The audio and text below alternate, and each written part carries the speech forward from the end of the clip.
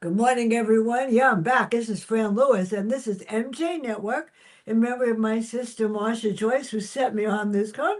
Dr. Gloria Mitchell is here, and this is going to be so exciting. We're going to talk about Black codes and the Jim Crow laws, and I did some research myself, because you know me by now. But let's start with the first. I grouped the first three questions together, actually. I have them memorized too. And besides the fact, let me put my other glasses on so I can see what I'm reading. That's better. The history of slavery in South Carolina, I don't think people really know about it enough. And the origin of black codes at the same time. So, how did you come to learn so much about it? And let's share it with everybody. Well, I actually did the research. First of all, thank you, Fran, for inviting me on I'm your excited. show. Okay, and I decided that because young people probably didn't know a whole lot about history, and I grew up under Jim Crow laws in South Carolina, that I wanted to do some research to see what was going on. And so I took a tour of the state and went to South Carolina, Charleston on the coast, where a lot of the slave ships came in. And so Mm, that's how I came to know about it, to know that we have a rich history there. And mm. actually one of the oldest trees in the world is there. And all I could do was picture strange fruit hanging from that tree as people took a picnic there. Well, So I I'm just, very interested in it. I don't think enough people understand. That's why I was excited about doing this. The Black Code and Jim Crow laws were passed in different periods in the United States to enforce racial segregation and curtail the power of black voters, which is not fair, which is wrong. And after the Civil War ended, states passed black codes that severely limited their rights. I grew up in the South Bronx, so I know people that went through this and talked about it, and it became like important even when I was teaching to like everybody know that they're the same. And that's yeah. My students figured that they weren't sure what I was, and they're still not sure what I am, which is great. And they said you accepted everybody for who they are. I said because everybody's the same. So this is good. Now, what is the history of Jim Crow laws, and why is that so important, even today in schools? Well, uh, first of all, the black codes came Yeah, into yeah, effect during the period of Reconstruction. That's right after the Civil War. yeah. So the Southerners, white Southerners, felt they needed something to let Black folks know that they still needed to keep them in check.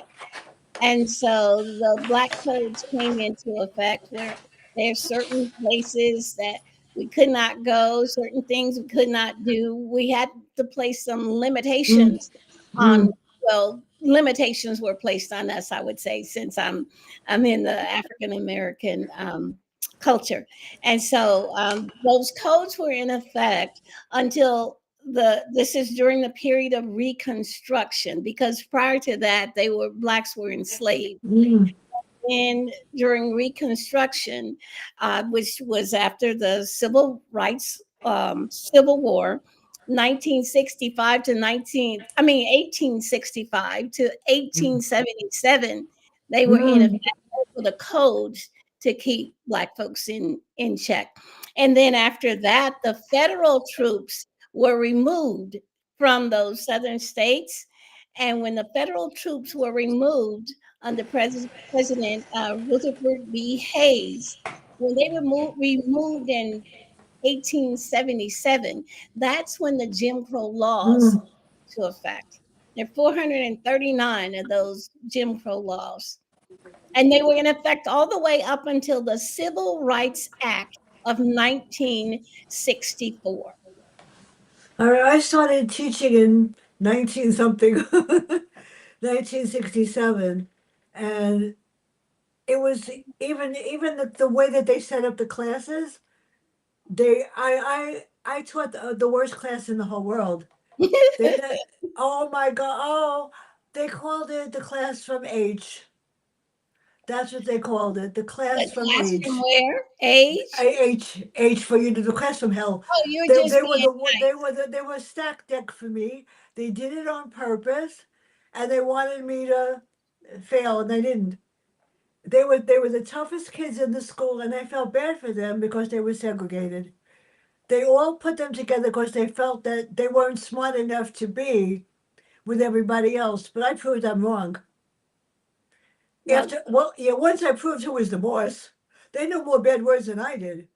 And one day I came in, I put all the bad words on the board, the ones that are in the dictionary. I said, you know what this means? No, I said, well, I'm the only one that could use it. That's the last time I ever had to prove myself. And at the end of the year, they all passed the reading test. They all did very well. And my boss looked at me, how did you do that? I said, because I had faith and I wasn't going to give up on them. I mean, they were really bad. And you had no idea what they were capable of doing. But you know what? After a while, they realized don't bother. I actually took them on a New York subway on a trip, and and they were. I just felt that it was wrong. And all the next 2 years, I taught the top classes in the school. They were really smart. And then I just felt that why are you segregating them? I think everybody should be all together. So now I don't even know what they do. After that, they put, top, middle, bottom in classes. But teachers have to know that everybody can learn. And that's the problem, even today. Everybody has to understand that everybody is capable of doing something, no matter what. And I never failed. But I read your story, and your books are on my shelf. And I Thank and you. I and I trust him. Whenever I take a copy of it and go like, I got to read this again. And I have the book. It's right on my shelf. I could like I don't. They're all there. So you go up in the South with clinics, water fountains, no restrooms. How did you deal with that? Because your story, if people have not read The Garbage Man's Daughter in your story, they're missing on something important. Yes, the Garbage Man daughter is the first in the series here, and Yeah.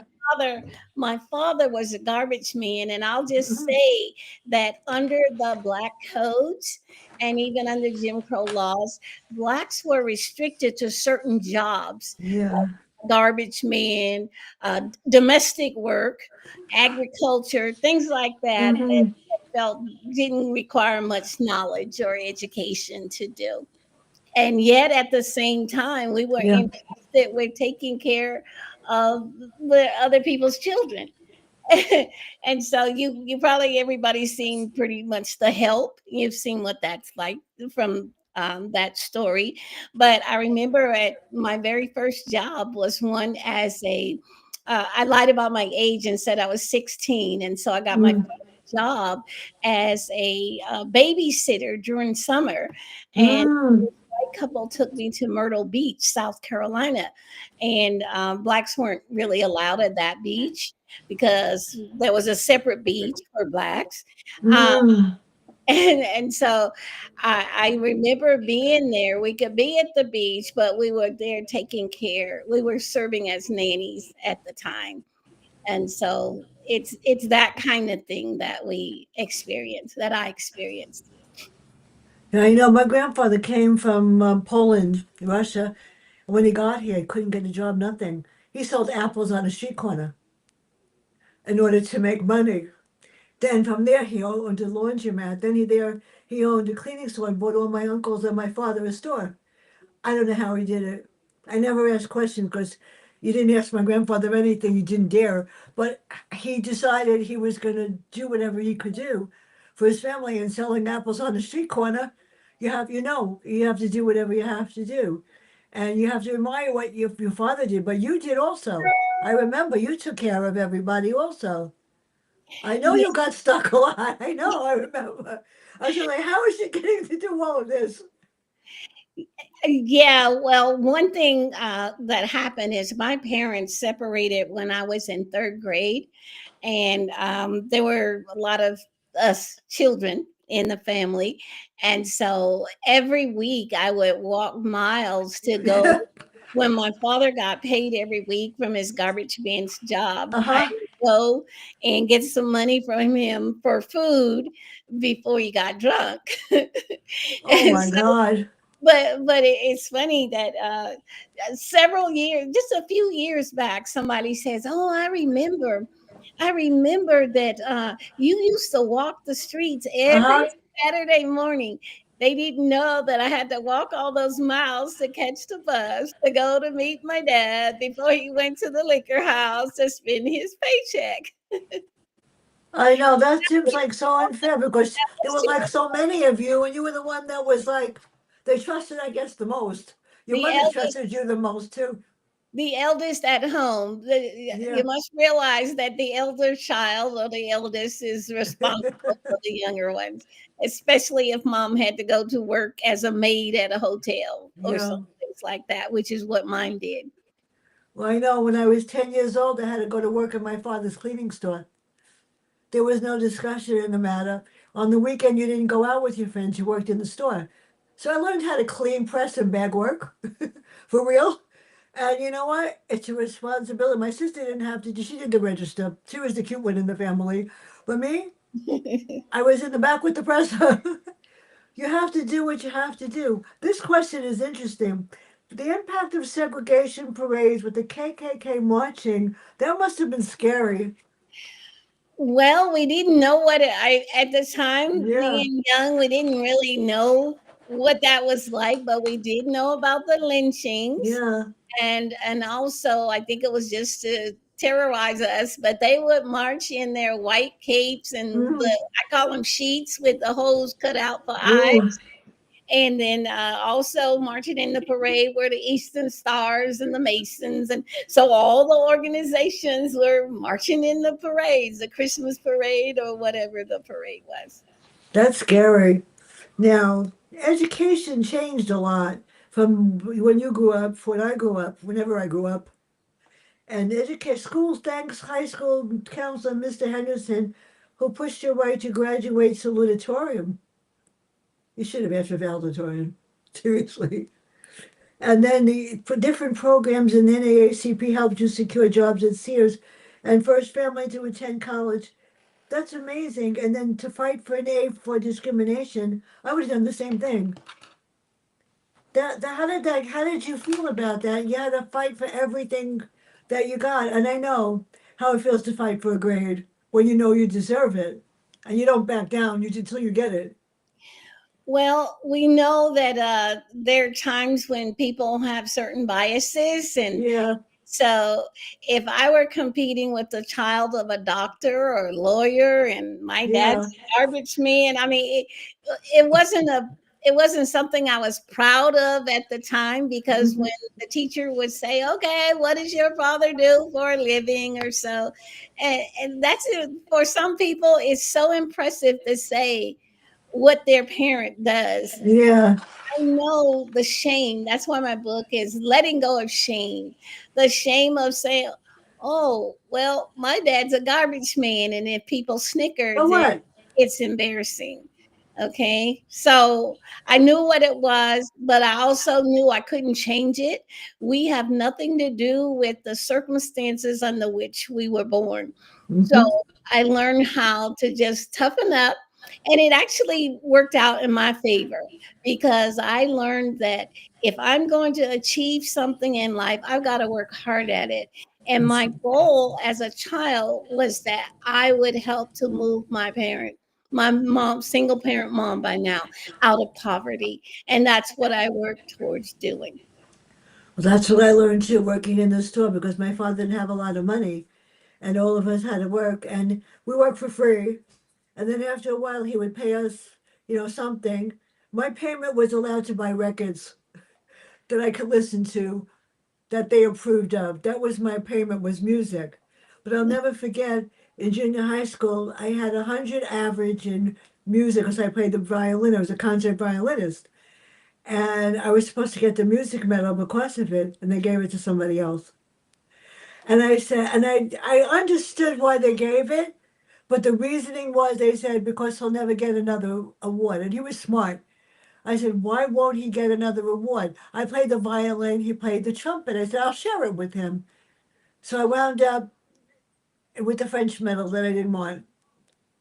and I deserved it. But when you know when you work really hard, and they turned around and said, "Well, you're smart, you'll understand," but you don't understand when you're 12 or 13 that you work really hard. And I was the best violinist, first violinist all year, and they gave the award to the guy that played the trumpet. And he was good, but they felt that because of who he was, that he wasn't going to get another award. I said that's insulting because he was really smart. So That's that's wrong. Well, it's wrong, but I mean that's life. I remember I Yeah, was in I attended the University of South Carolina, yeah, and this was right after the schools were integrated. And so when I did, I also not only did I get a bachelor's degree there, but I went on to get a yeah, master's degree, and I was in the master's program, and I was one of two blacks in the program in this classroom. And so everybody in the class, this is a small business class, everybody in the class got an A, even when their businesses failed. But I'd worked really hard, and yeah, I got a B. And I fought for it because I said, wait, I did all the reports, and some people didn't even get to complete the work for yeah. their business because the business failed. So how is it that I got a B? So I had to fight for that. And then I took it all the way to the dean, and then they changed my grade to an A, just like everybody else. But I had to fight for that too. I know my mom was in California, in San Diego. She had to have a pulmonary thrombectomy. She was very sick. And I was going to Manhattan College. I had an A plus average. I'll never forget it. And I came back from California after I knew she was okay. And the sister in charge of the class said she gave me a B plus for my thesis, and it was an A. It was an A paper. Well, you went away. Why didn't you fly back and forth to do this class? It wasn't a class. It was like a study thing, like a third visit with her to talk about the paper. I said, I can't believe that you're penalizing me because my mother was going to die. And if I wasn't in California, I took a Lear jet that my brother paid for that crashed. We had to go on another one. Took 20 hours to get to on a 5 hour trip. And she told me, I said, you know what? I quit and I dropped out. And I did get the degree in administration and supervision. I went back afterwards. I said, I'm only surprised. But that was wrong, too. She said, they don't understand. People don't, you have to fight for what you want. And I wanted my A. So she's, well, I'll give you an A minus. It wasn't the same when you know you deserve it. Right. It was better than nothing. So, how did it feel to be the first black sale? I love Sears, by the way. There's no more Sears. How did it feel to be black sales girl with a struggle? And thanks to Mr. Steele, how did it feel to be a sales girl in Sears? I love. Oh, Sears is my favorite store in the whole world. Well, is was we a lot of them have closed here, but I was excited because the news of my hiring made the Yeah. newspaper, um, and the NAACP really assisted in that hiring because there were no black salespersons. Uh, Black folks worked in the stock room in the back, and the janitors, and that's did things like that. Well, there was nobody on the sales floor, and so for the interview process, I actually wrote about it in my book. It was very impressive. This white guy who had been there a long time said, "I will help you with this process." And not only did he show me and teach me, if somebody says and insults you on the floor, he said, don't say anything back to them. Just smile and then go on and let somebody else help them. Or at the time when I was working in that toy department, it was very popular, and the sales were really great at Sears. I mean, they people could buy some toys for their children.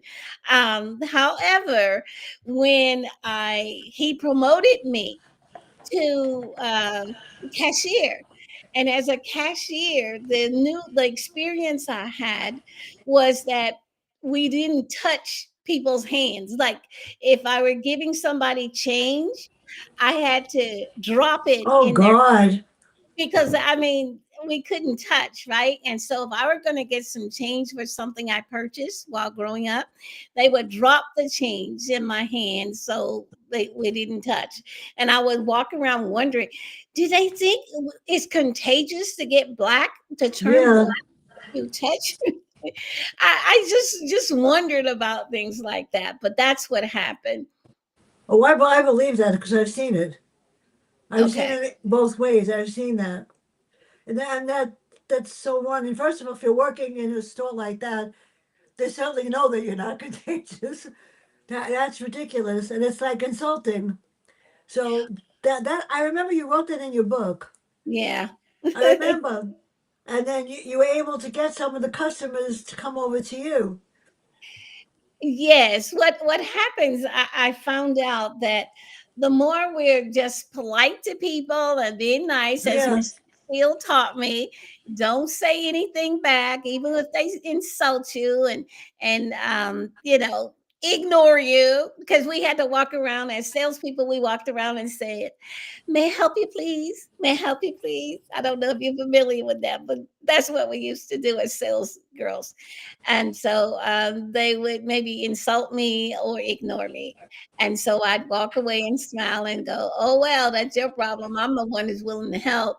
And then when they'd ask a white salesperson, I really knew where everything was. And so I'd end up helping the person that they asked to help them. So I was confident in that because I'd been taught very well. That's so wrong. Now this question is great. 1960s civil rights movement sitting at lunch counter. I remember this. Woolworths, HS Crest college students were quite active. Preachers were involved. Teachers prepared us for life. How do you feel? I mean, I was in. I didn't when that happened. I didn't go into Woolworths. It bothered me. That's wrong. That people are sitting at the lunch counter and won't be served. I know. I lived in the South Bronx and I lived above a candy store, and the guy did that, and I said that's wrong too. And then I went to the record store. They didn't do that there. And I felt that anybody that didn't treat everybody the same, I wasn't going in there anymore. So how do you deal with that? That's hard. Well, as a black person, friend, we kind of grow accustomed to it. I re- I remember when I first went away to college. I went to college first in Pennsylvania, and then I thought since Pennsylvania was in the north that would be cool, right? And plus, I got a full scholarship there. And I happen to be in Greene County, which is in the southernmost part of Pennsylvania. And this was the first time that somebody called me a bear. I I went, one of our classmates was driving us to the airport, a young black lady from New York and myself. And so he says, "Well, I got to stop by my house first to get something, but if it gets too cold out here, just come on inside. I'll leave the door cracked for you."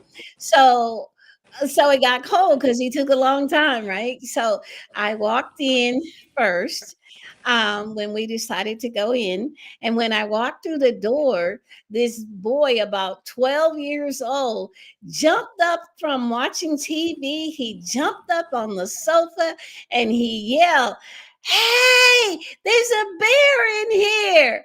And Oh, I looked behind me to see where the bear was, and then my friend, who was also black, stepped into the living room as well, and he said, "There's two of them." Two. And that's when I realized he was referring to me. So it's that kind of thing that I had to experience. So I saw that it wasn't just in the South, but my goodness, I know the N word, but I'd never been called a black bear before. that's kind of rotten too. Did his father say anything? Did his parents say anything? No, They cracked up yeah. laughing.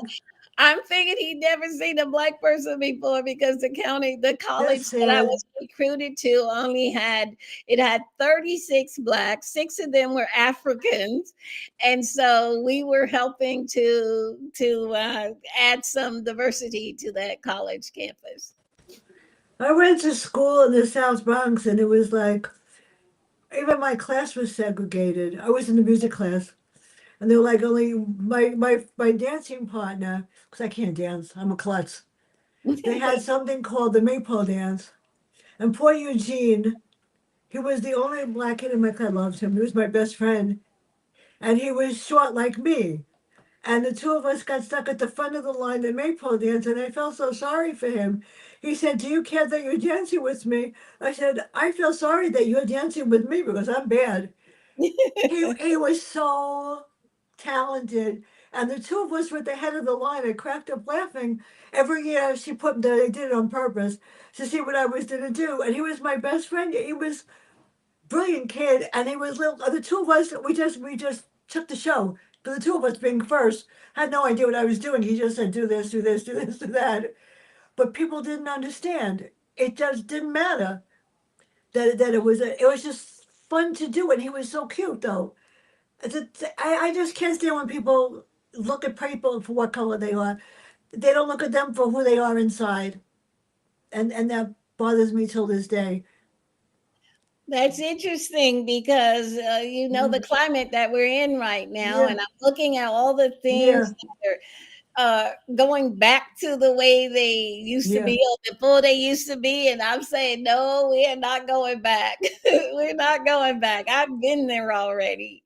I I know what it is to go to pay money to go to see a movie and then yeah, through a side door and up the stairs into the balcony where only a limited number of black folks would sit in the balcony to watch a movie because we couldn't go through the front doors or couldn't go through the front doors of McDonald's and other places to go in to sit in a restaurant and things like that. So I know what that's like. When you yeah. mentioned the lunch counters, I was in high school at the time during those sit-ins, but because I saw what the college kids were doing, I said, "Hey, I'm gonna sit right here too because I want to rest." And then I would just they would just walk the people would walk past us and not serve us, or they'll say we don't serve blacks, and I said I don't want a black, I want a sandwich, a hot dog, or whatever, things like that. I had no patience for that at all. It was just so wrong. But I was now called. I was just called fat and ugly and a big nose, and that was the truth. And I just like, but somebody said it to me in school. They said, you're not very pretty and you're fat. I said, yeah, but I'm smarter than you and I get A's and you get D's. I said, and the next time you need help with your homework, go ask somebody else because I'm not going to help you. I wouldn't tolerate. That's ridiculous. Even today, if you look at the schools and what's going on, it's horrible. Up here, the fighting, the anti-Semitism, the against black kids, Hispanic, it's horrible. There's no reason for that, and they are trying to do something about it. The new county director, Ken Jenkins, is definitely doing something about it. But teachers have to do it too, and they're the first line of defense, and they have to start understanding that their students are all the same and they can learn, and they don't. That's what bothers me even more because I hear it when I'm walking. You also probably know that disproportionately more blacks are assigned to special ed, Yeah, and so that is a concern. And I'm also a retired yeah. educator. And so I know what it is to have the class from H that you mentioned because I know I'm the one who had that class. I'll never forget it. I had a 5-6 class later on. You know what happens when you do a good job? You get punished. The chancellor of the Board of Ed, if I was teaching 4 years, he put a program in it's too bad it's not there today. It's called the transitional program. They don't hold over kids anymore. They held over first graders. First graders that were well behaved and smart, but they needed one more month in school to go to second grade. So I got stuck. They sent me to the Board of Ed. I had to give them 23 tests each child. It was like, what did I do wrong this time? I had to give them each 23 tests. And January, they had to take the test to see if they got to second grade. 8 of them out of the 16 did. They made it. As a matter of fact, if I wanted to push it, the other kids could have made it to second grade too. So I said, I'm so proud of you. You're going to second grade. And they got up, all eight of them, and principal came in and said, "Well, the second graders come with me." They didn't get up. I said, "The principal's here." They turned around and they said, "We're not going anywhere. She'll just have to teach two grades." I was, and these little, I said, "What?" I said, "You can't do that to me. How am I supposed to know?" "We'll help you. We'll get the books. Don't worry about it." So I look at the first graders and I go, "How do you feel about doing second grade?" And I wound up getting stuck with double classes for 19 years. And I had all the discipline problems in every single class every year, but it was fun. With the class from double H, I was sick one day at 104 temperature, and the principal told me I had to come to school. I Really? said, "Oh, yeah." I said, "My angel?" Oh, they were horrible. "My angels, what could they have done?" They didn't mess with me. And I'm little, and these were 14-year-olds in the sixth grade, fifth grade. And they said, "No one will take them in their class. We can't split them up. That's how bad they are." I go, "You must be talking about the wrong class. They were really well behaved." And he sent a car service to come and get me. They called my mother. They told my mother to come up and make sure that I made it down to the car service. I had to come to school that day with 104 temperature. When I walked in the room, I was like, the girls were in the hall, some of them were hiding in the closet, and the boys were playing Saluki with each other. And I looked at them and I said, "Don't even," they just sat down. They got scared. I said, "Now, take a piece of paper and tell me why I'm here. What did you do?" And they just looked at me, and was one really bad kid, he was really dangerous, looked at me and said, "We can't do it unless you're here. We can't handle it unless you're here." I said, "No." And they were bad, really bad. I said, "That's not fair." He was arrested for hitting somebody in the schoolyard. Another kid was arrested for drugs when I was absent. When they came back and they said, "Where's your homework?" I said, "Just get to it. I don't even want to hear it." That was the last time I ever had to tell them anything. As a matter of fact, I couldn't be absent the rest of the year. No matter what I did, I had to stay, I had to come in. And the principal called me every morning to make sure that I was on the way. I'm 5 feet tall. These boys were 6'5". They were huge. And I had an ace in the hole. The girls were gorgeous. They were like models. So I looked at them and I go, "Girls, you know what to do." They would flirt, give the eyes to the boys, and they would shut up. And I developed my own discipline code. I never had to say a word after that. But that's what happens when you do a good job. But you know what? I got so upset. How could you not handle my children? They were really well behaved as long as I was there. I even had to go to the lunchroom because he couldn't handle them in the lunchroom. That's how bad they were. You take the pea shooters. They were taking a pea shooter, and they called me. I went down. I got one. I took pea shooter. I started squirting at them, and I made them clean the lunch. I was hysterical laughing. I said to the teacher there. I said, "Steve, you're twice my size. I'm 5 feet tall." And the boy said, "We're dead now." But yeah, they were really bad. But that's what happens. But I loved them. I loved every one of them. But I did get even with the assistant principal. I had to take them to Great Adventure. And I looked at the girls. I said, "You know what the plan is." I took the girls. We took a ride. We took away. We disappeared. And I left the boys with the assistant principal for the day. When he came back, he looked at me. He said, "Why did you do that?" I said, "I wanted you to appreciate my greatness for the." And the boys looked at me. I said, "Were you perfect?" They said, "No." I said, "For that, you get 10 extra points on the next test." I said, "Because if you would have been perfect, I would be upset." You just never know. But for 37 years, I wouldn't trade it for a day, not even one day. It was the best. And they finally took me out of the class and made me the reading person. That's why I do this. So you relocated to Pennsylvania. You found a job. So what was the most important thing? What was the most important thing? And getting a first master's, that's like the greatest thing in the world when you get the first one. But you got the doctorate. Oh, you mean when I relocated to Pennsylvania, Yeah, I graduated from SC with a master's in yeah, accountancy, and I couldn't I my dream job was to become an IRS tax auditor. I wanted to make yeah, sure that folks paid their fair amount of tax, yeah. right? So anyway, because I got the master's in accountancy, I was told by the interviewer at the IRS that I was overqualified, and that the only position they would offer me was that of a special agent. I didn't even know anything about special agents, but I found out that they go out and they spy on people or inspect people, and they Oh carry, God. and they're the ones who seize property and all that kind of stuff, right? So when I found out about that, then I knew I didn't want to be a special agent, because that would defeat my purpose of trying to help poor people pay their fair amount of taxes. So I got recruited for a company in Pennsylvania, and I ended up going there to become a an accountant with the company. And then once I left there, then I went to work for General Motors, and I would supervise plants in Mexico. That's where they made some parts for GM cars Mm. in Mexico. That's why these tariffs mean something to me lately here. But I would go down to check on the plants, what was happening in at the plant in Mexico, and then there was another plant that I was responsible for in Philadelphia.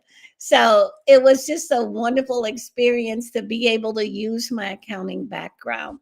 And then once I left there, then I went on to move. I moved to, after I moved from Pennsylvania, I moved to Ohio, then to Tennessee, Wow. became a CPA in Tennessee. Um, and then I moved to California, which is where I am now. But I began teaching in California.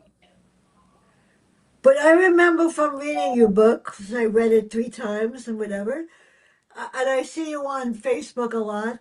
You're doing a lot more than that. But I think one of the most important things you're doing is helping the homeless, because they're not doing that up here. And I see the people on the street when I go to the diner on Saturday in the Bronx to get my oatmeal grist, because they make it special just for me. And then I see people outside that cry. And you don't know whether they really, and then they, you want to give them something, but you want them to have something better. And they're supposedly building shelters in Yonkers, and they were going to building shelters right near Jacoby Hospital. They had something for prisoners, and they banned it. They didn't want the prisoners there, but it would have been for the homeless. What's the big deal? They're not doing anything. So how do you help them? How do you get these people to understand that that's not where you want to be? Well, that's an interesting question, Fran. Yeah, Um, it was placed on my heart as when I became a teacher in public yeah, schools.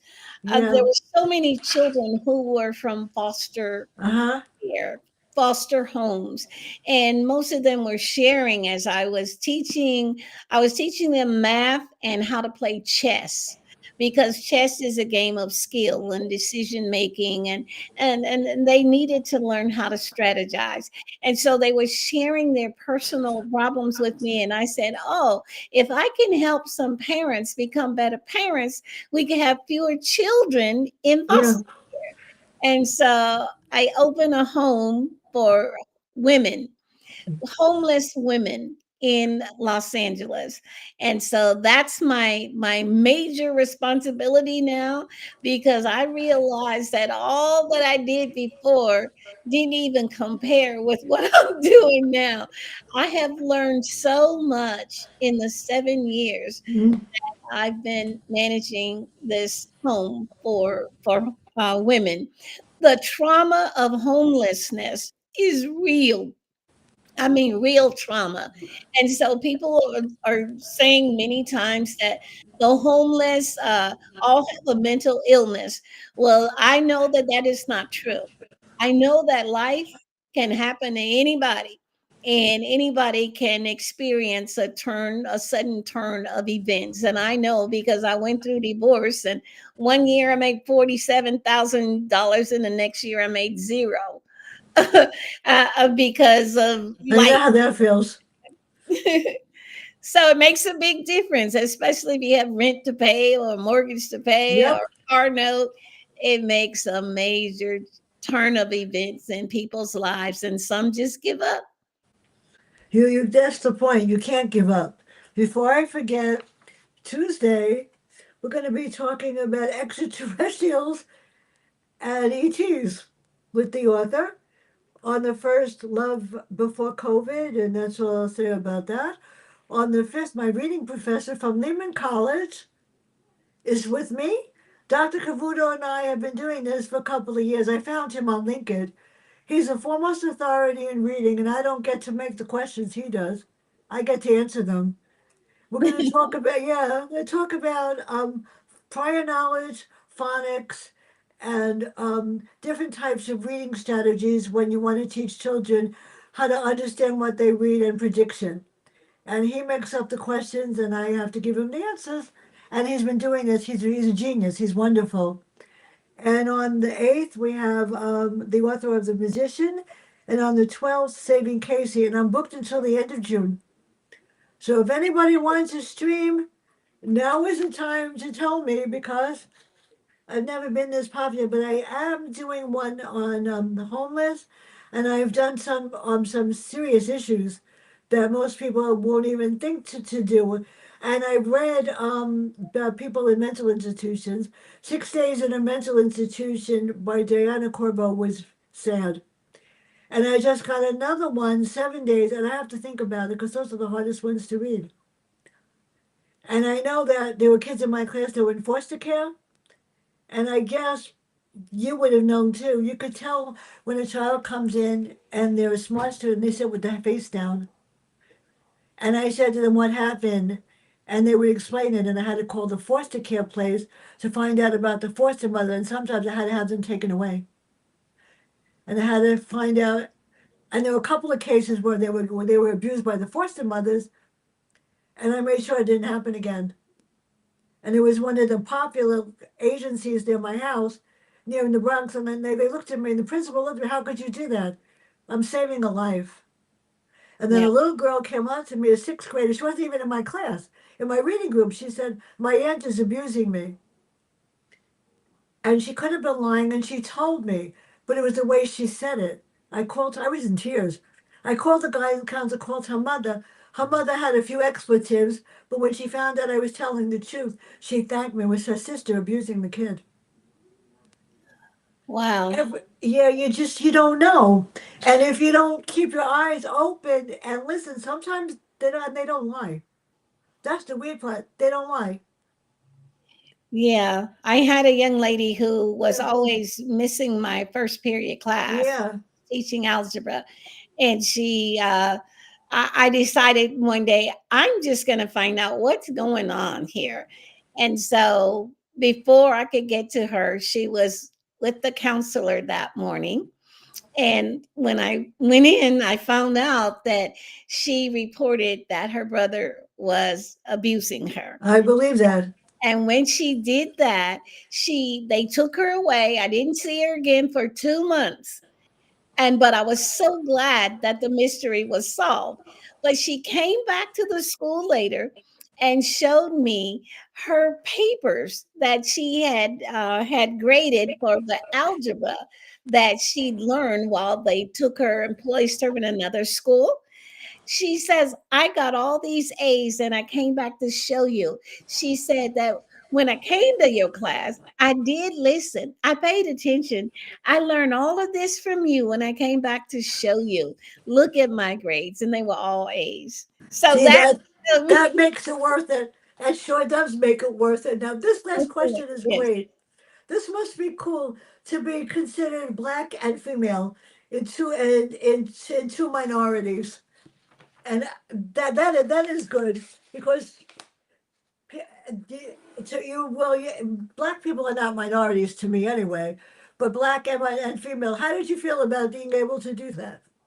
Well, actually, it was in the law. Somehow I counted as two. So when I Yeah. was recruited by these major corporations, they were getting credit for having two minorities, a black and a female. And I know there weren't a lot of female accountants at the time that I entered the profession. And so it worked out fine for me. Actually, I became the first black female and the first black controller at Meharry Medical College. Now I saw your Facebook thing this morning. Did you actually got to see Pope Francis? Yes, I was in the Vatican in Wow. 2016. Yeah, and he was standing up during a time of blessing the folks. I was in Central Park and I remembered this the other day. My friend was in the hospital near Central Park, and I happened to be walking there, and the Pope was there in Central Park, as everybody knows, in 2015. And people were just walking, and for some reason he stopped me and gave me a hug and a blessing. And I really needed it because I just lost my mother, my sister, and my best friend. Mm. And I was like and he knew I wasn't Christian. He didn't care. He said, "You just look like you could use a blessing and a hug." And I was like, "The Pope?" And I was so aggravated because they didn't want you to take pictures with him. They wouldn't let you take a picture. But I'll never forget it. So before we go, what are you up to now? What's your latest major project? My major project now, since I have just completed a few years ago, I completed a PhD Oh, in good. um, in Christian counseling. I have decided that I'm going to work on being able to minister to folks who have been sexually abused, to really Yeah, focus on that, because so many of the women that we have housed in the past have been sexually abused as children, turned to substances, I so believe that. abuse, and suffered a mental illness because of what happened to them as a child. So I know that if we're going to help these folks who have become homeless, we want to be able to address the whole person. We want to be able to help them to heal. So I refer to our house as a healing house. That is, but they're doing that up here too. Not so much the governor, but there are different people, different legislators that are doing the same thing for sexual abuse and violence in schools. And every time I listen to them say a child was abused by a teacher, I get so embarrassed. I get so hurt, so upset. And they're not lying. There are No, some they're people not. that should not be in the profession. And fortunately, in the school I work with, there was no one that would ever do something like that. Not that That I you know of. There know was of. only one. There was only one actually. He was a fourth grade teacher, and I went into his room because I was the reading person to pick up my group, and I just had a funny feeling. And then one of the kids said, "Oh, you're carrying your school bag. Can I help you bring her back to your room?" And I said, "Yeah, I was glad I did." He told me that the teacher kept him after school and what he did to him. It was Oh, horrible. And he did it to a couple of kids. And I said, I'm going to keep you for the day to help me. And I reported it, and they did nothing about it. When I reported it again to the assistant principal, she took credit for reporting it. I said, this was my thing. I knew right away, but I didn't care. He was arrested on the spot coming to school. He was in prison for 10 years for being a pedophile.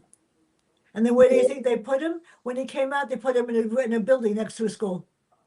wow. Yeah, and they actually called some of us and asked if we would testify for him. I said what he did was horrendous and is despicable. Don't even tell me. But it does happen. I think that was the only time it ever happened in my school ever. And that was because this new principal didn't care. Her Mm. eyes were like closed, and then they made me the dean, which was great. And then I went back to teaching reading, and I had kids that came in at 6 o'clock, 6:30 in the morning for reading, for real, every day. She wouldn't let me do it, so I said, you know what? It's time for me to retire. So, Gloria, thank you so much. Are you writing another book? Do I get to get it? Are you going to Uh, write something else? well, I'm writing right now. I'm finishing up a poem, and the title is Good. "Why Do You Go to Church?" I'm working on that right now. I really want people to think about what's the reason that they Well, go you to have to make sure that I get it so I can post it on my church. website. I have a new title, I think, coming out. I took all five of my books, as you know. It's called Inverted Reality, and it's all my books. It's mirror image, it's what if, but the most important one is silent voices, where my grandparents' voices were silent in the concentration camps. So he wrote that. It's a whole bunch, but thank you so much. I hope we Yeah. could do this again. And everybody, check out the book. Check out I Trust Him. It's This is on my the shelf. latest. And of course, the child abuse issue is addressed Yeah. in this book. That is one of the best books I read. And when I constantly come back to it, because I have to constantly read your story. Everybody